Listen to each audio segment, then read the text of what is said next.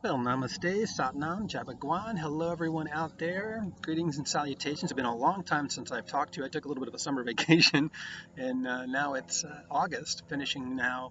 This is video 4 of the 5-part series. So this will be the 4th, will be the end of the material, and the 5th one will be a demo of a meditation. So I want to jump right into it and make this really an inquiry of you discovering what you already know and bringing it forth.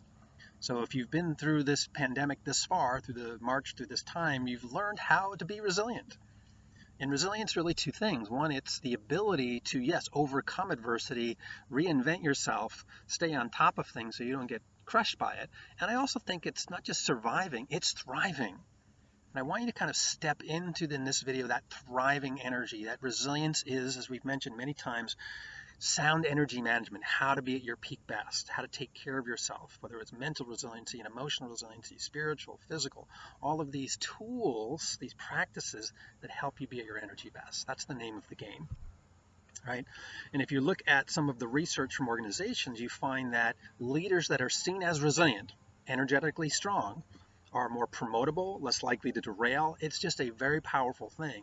They're more effective, right? So if you're in organizations right now, learn to take care of yourself through these resilience tools can be the best medicine you could ever take for your career, for your effectiveness, for everything. So let's dive in and take some notes after there's 3 of these that are left: the physical resiliency, the social resiliency, and the Earth Connect resiliency. These are big topics, but I'm going to keep them very short and sweet and let you kind of inquire, where do you want to go with it?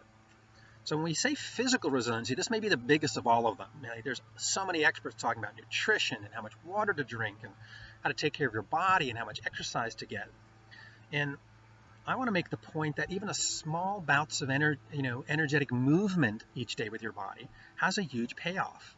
When I grew up, if you weren't, jogging for 2 hours or something substantively large like that, it wasn't even worth it. And I think we've changed quite a bit. I had a person in one of my classes a few months ago who, just by increasing his water and just walking 30 minutes a day, dropped 30 pounds and had never felt better.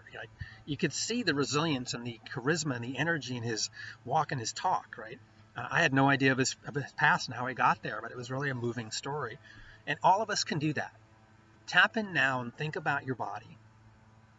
What would be nourishing for it that is easy, low impact for you? Maybe when I say easy, not lackadaisical, but maybe a step in a flowing direction, walking, biking, dancing.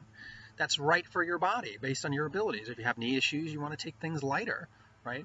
Or if your back's hurting, right, you want to get some, maybe see your doctor and, check in before you do any kind of exercise program. But I find that, creating a minimum daily standard. Today I'm going to do something for 20 minutes. I'm going to dance. I'm going to walk. I'm going to bike. I generally move through all 3 of those and others. And it works for me. If you're someone who needs more rigor and you get up in the morning and you want to go to the gym at 6 o'clock for an hour and a half, or whatever works for you. The idea is when we move our body, the body needs movement. It brings energy. It brings those great positive hormones kicking in. Nourishes our organs, gets the lymph system moving, brings positive mood. We've all heard this many times. What I'm going to challenge you to do is kind of re-kick it back in your life, right? Think about it, what you loved as a child. Think about what's worked in the past and just re-bring it. You know what's best for you and your body. So go there, right? Supplement it with great nutrition. Drink more water. I think when I double my intake of water, I feel substantively better.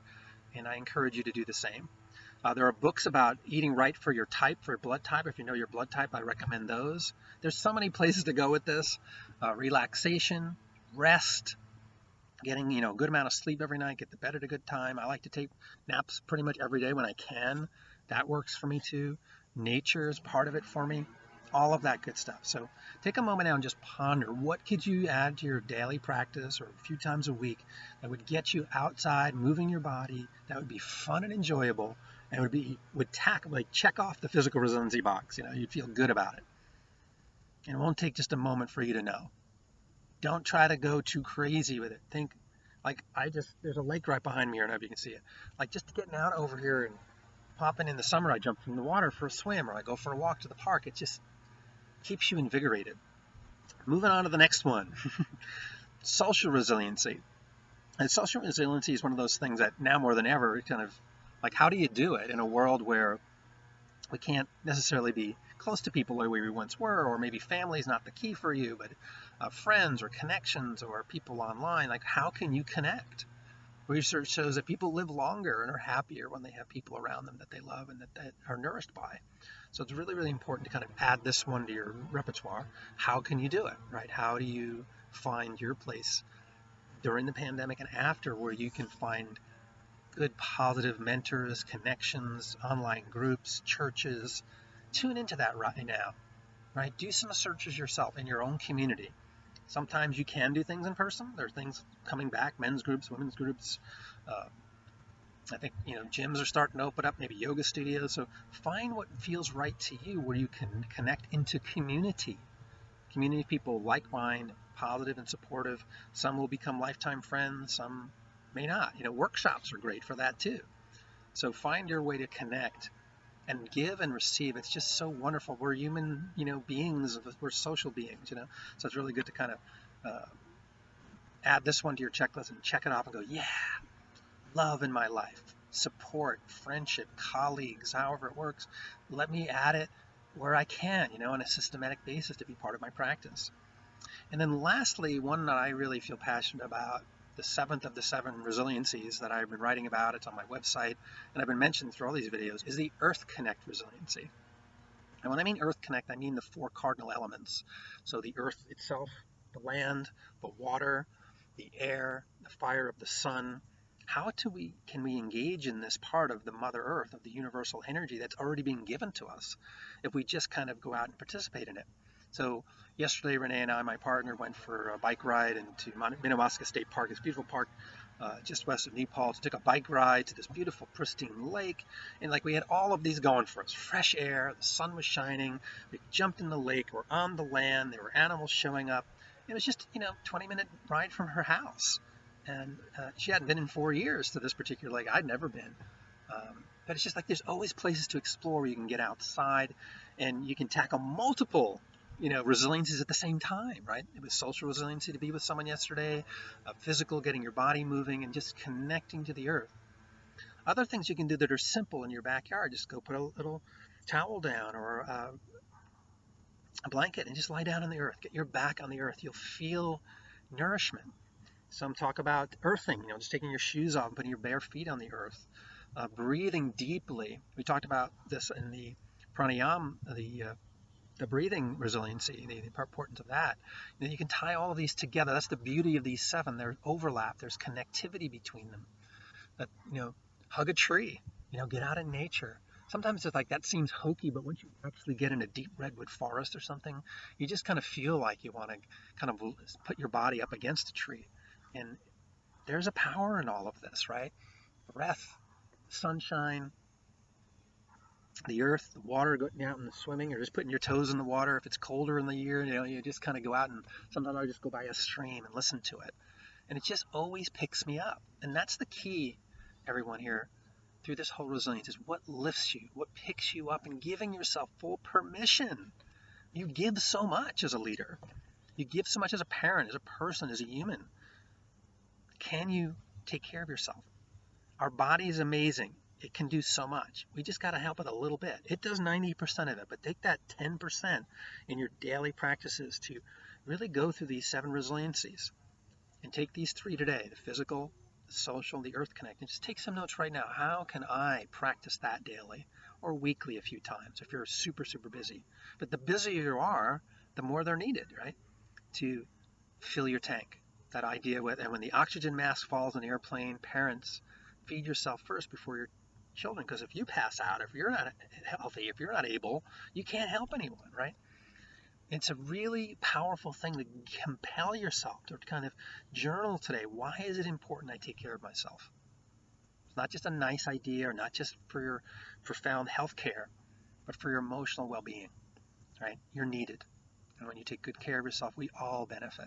We all benefit. So again, in conclusion, physical resiliency, get your body moving.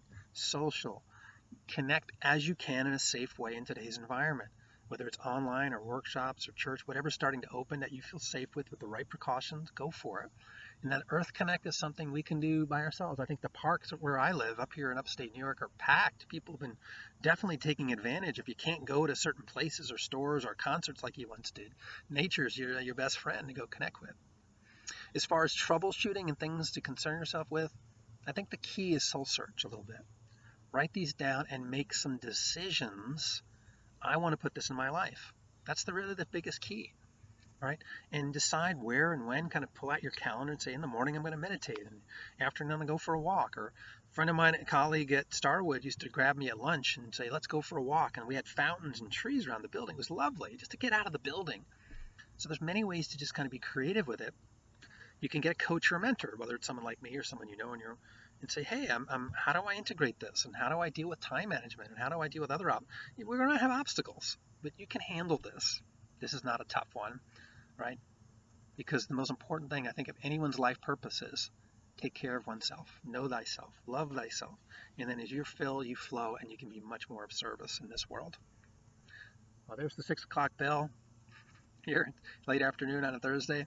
So I'm going to say farewell. This was pretty quick compared to the other ones, concise. I really want you to go back through all the videos, hear what I had to say, do your own research, tap in to what I've said, and query in yourself, how can I be blah, blah, blah, blah, blah. How can I integrate this? If you just took 1 or 2 of these and integrated them in your life, 7 might seem like a lot. Start somewhere. Give yourself the 30, 90-day challenge and go for it. And see the difference. Keep in touch. I'd love to hear your comments below. You can subscribe, email me, ask questions, whatever you want. I'm at your service. So congratulations, you made it to the 7. Let's get that 7 resiliency. Is awesome. And next time, look for video number 5, where I'll do a demo meditation and take some question and answer and wrap it up any way I can. So I'm a resiliency coach, leadership development expert, doctorate author, here to be of service. Look me up if I can help you, your team, ever. I'm at your service. Take care. All the best. Bye-bye.